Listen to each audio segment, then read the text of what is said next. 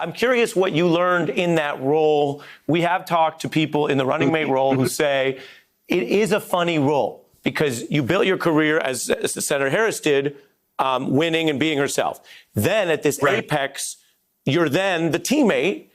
So you're both in that role, but also asked to be the attack dog, the loyal soldier, et cetera. Is there anything you learned or that surprised you in that role last cycle, or that you might hear publicly tonight share with our viewers and with Senator Harris? All right, it is a challenging role. And then you add the COVID thing to it as well, which makes campaigning circa 2020 completely different than it's been before. So, you know, a couple of things that I learned that I think are really important.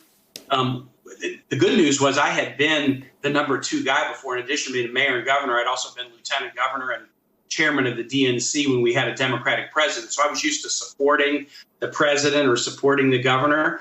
I don't think Kamala is going to have a challenge with that. I think a couple of pieces of advice that I'd give them is, number one, I would encourage them to do events together, because I do think Americans like seeing the working relationship that might be in the Oval Office. And there's a temptation to send, look, if you do your events, Joe, and Kamala, you do yours, we can do twice as many events.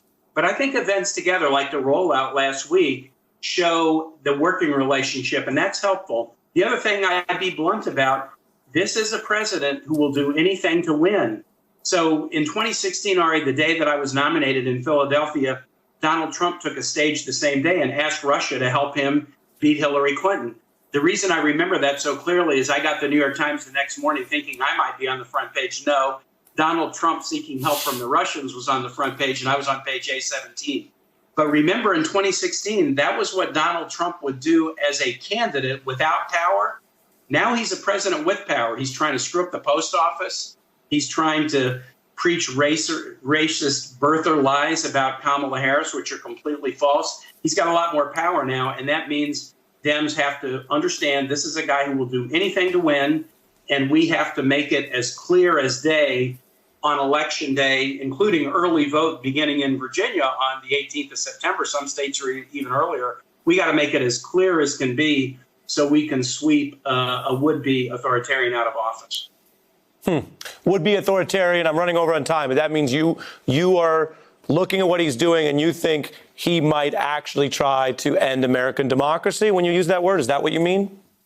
He's not thinking about it in those conceptual terms, but I'll tell you this. I lived in Honduras when it was a military dictatorship, and I know a would-be dictator when I see one.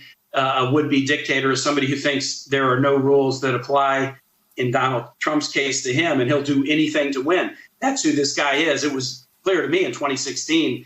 It's only gotten clearer the last 4 years. We're in for the fight of our lives to save our country, and we have to be at our very best right now. Senator Tim Kaine giving it to us straight on the politics and American democracy. Thank you, sir. Hey, I'm Ari Melber from MSNBC. You can see more of our videos right here, or better yet, subscribe to our YouTube channel below. You could have been anywhere in the world, but you're here with us, and we appreciate that.